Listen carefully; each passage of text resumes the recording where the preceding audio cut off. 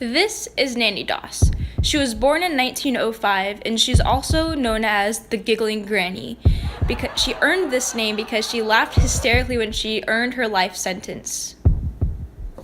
She had a very hard childhood. Her father, Jim Hazel, was extremely controlling. He prohibited her from seeing boys because he was petrified that Nannie would get raped.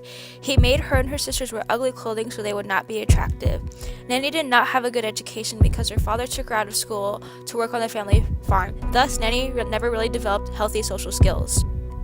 Nannie worked in thread factories, and since it was the 1930s and 1920s, she didn't do much work. She married 5 times, had 4 children, and did not have any friends because of her poor social skills.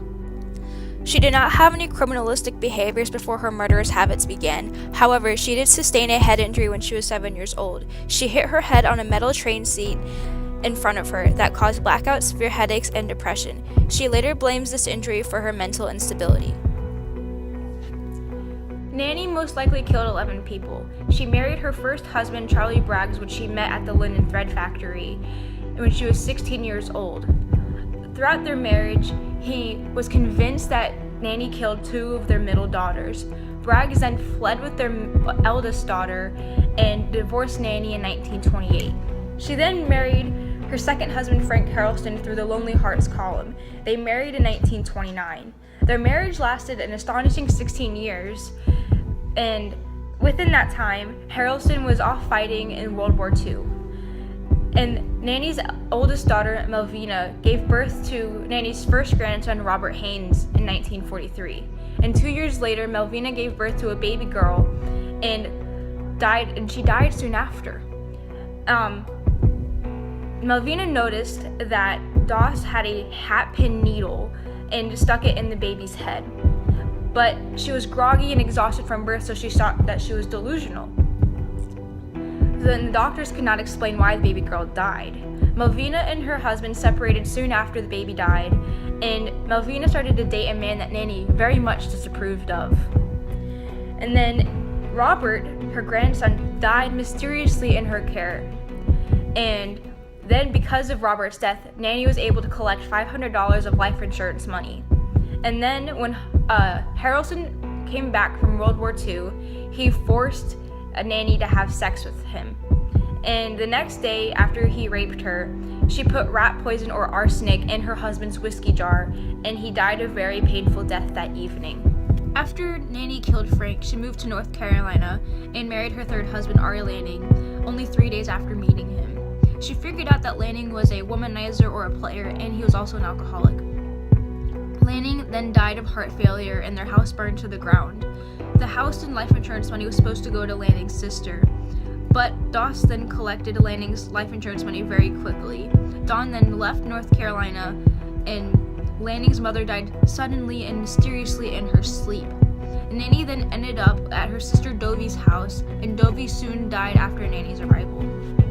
Then Nannie moved to Kansas, and she married for the 4th time a Richard Morton. She then found out that he was also a womanizer, and then she wanted to kill him, but she couldn't because her mom came to town and to live with them.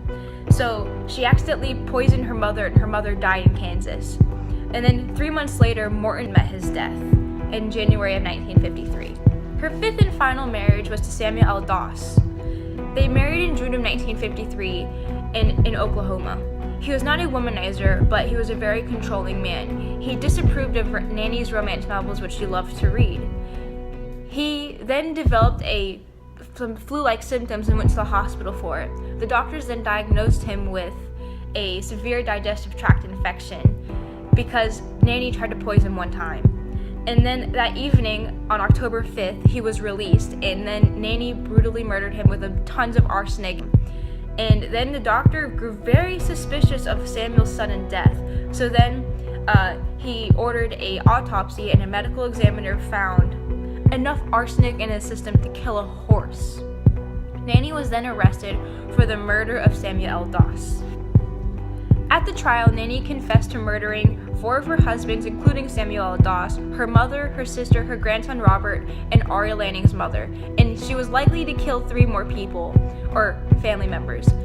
The forensic psychiatrist found her mentally fit for trial, and she pled guilty on May 17, 1955, and she was sentenced to life in prison, only for Samuel L. Doss's murder, not the other murders.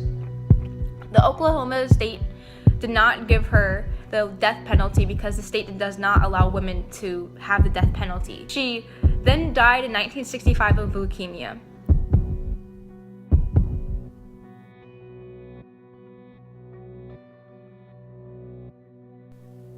I found Nannie Doss as a very unsettling person. She was crazy and makes normal people like you and me sick to our stomachs. Luckily, they caught her so she could not murder any more innocent people.